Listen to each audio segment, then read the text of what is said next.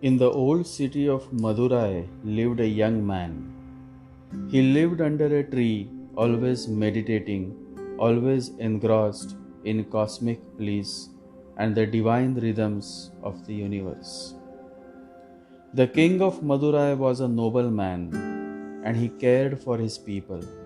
So every night, disguised as a common man, he would wander across the city of Madurai to ensure that everything is all right.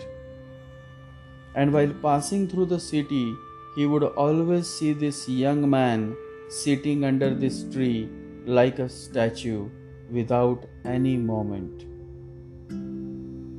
Finally, one night, the king could not control his curiosity and he stopped his horse near the tree and said, "Young man, forgive me for disturbing your meditation." The young man opened his eyes and said, "There is no need for any apology because I am not meditating, I am meditation. Nobody can disturb it, but whatever your curiosity is, please fulfill it." The king said, "I would love you to come to my palace. I will take care of you. There is no need to sit under this tree, seeing you sitting here so silently like the ancient figure of Buddha. I have fallen in love with your silence, your gestures. I invite you to come with me to my palace. I am the king." This is how the barbarous mind functions. The king asks the young man to come to his palace, inviting him, but deep down, his unconscious wants him to not to accept his invitation because that would mean he was still desirous of luxuries and palaces. But the young man simply stood up and he said, "I am coming." Immediately the whole scene changed. The king thought, "What have I done? This man is still interested in the luxuries of a palace, being the guest of a king. This is not a great scent." Now, this is the old perception of how a saint should be, that he should be as uncomfortable as possible. Discomfort is religion. Sick, hungry, torturing oneself in thousands of ways, and then you can become a great saint. This fellow had suddenly fallen from his sainthood in the mind of the king. But now it was too late. He could not take his word back. It would be too ungentlemanly. But the young man was watching everything. He didn't say anything. The king provided for him the best part of the palace with servants and girls to look after him. And he accepted everything. With each acceptance, he was falling down in the scale of saintliness. What kind of saint he was? He accepted a beautiful king size bed. He accepted all the delicacies of the palace. The king said, "My God, what kind of a stupid person am I? This man has deceived me. It seems like he tricked me by sitting there every night silently like a Buddha. He knew I passed him by at the same time every night. He knew that I would be caught, and he caught me. And now it is very difficult either to swallow him or to spit him out. He is inside the palace." But how long can you carry such a state of mind? After 6 months, one day, early in the morning, when they were taking a walk together in the garden, the king said to him, "One question has been continuously harassing me, and I want to get rid of it. Because of it, for 6 months I have not slept well." The young man said, "You can ask any question." The king said, It hurts me to ask, but I want to know what the difference is between me and you. You live in the palace, you enjoy all the luxuries. What is the difference between me and you? The young man said, I knew that this question was going to arise one day. In fact, it arose the same moment I stood up to follow you. You are not a very courageous man. You should have asked immediately, why waste 6 months? And for 6 months, unnecessarily disturb your sleep. I can answer your question, but not here. You have to come with me outside the boundary of your kingdom. It was not far away.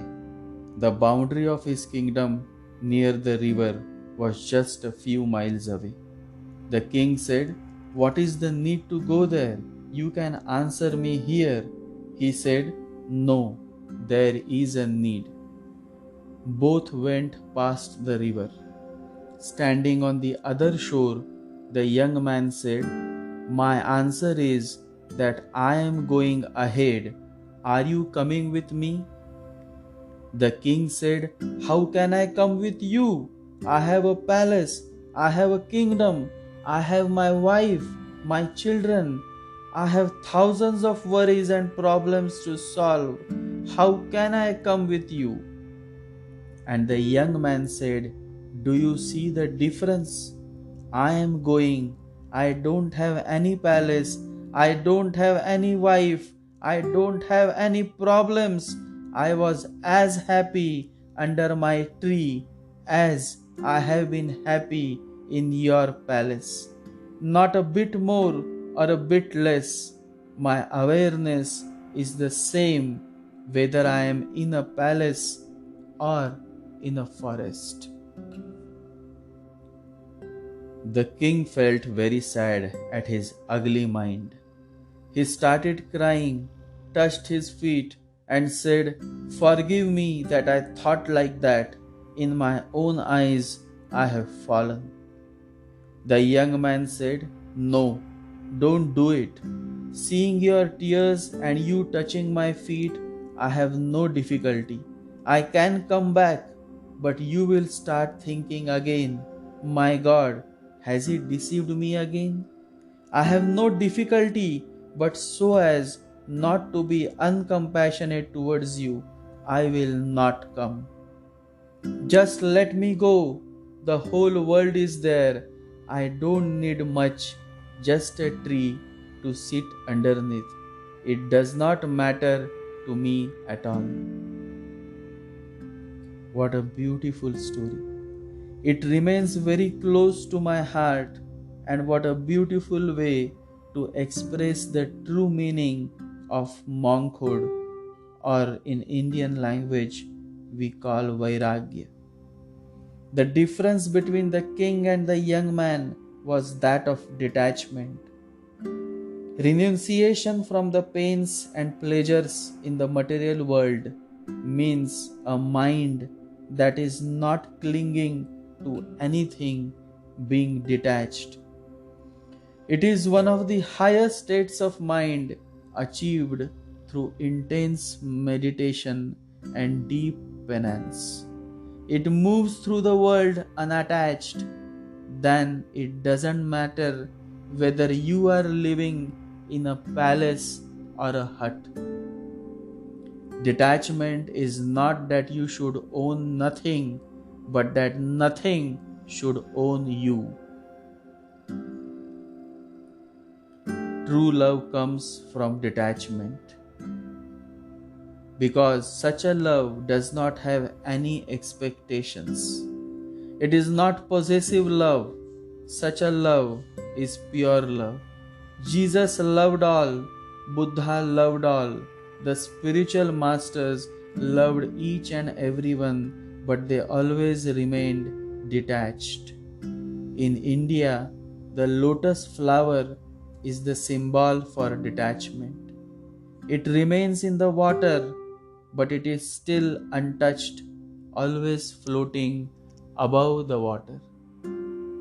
The enlightened spiritual masters operate in this world just like the lotus flower, very much within the world but unattached and yet always filled with love, a love that is infinite and unconditional. Your heart must become a sea of love, and your mind must become a river of detachment. Meditation.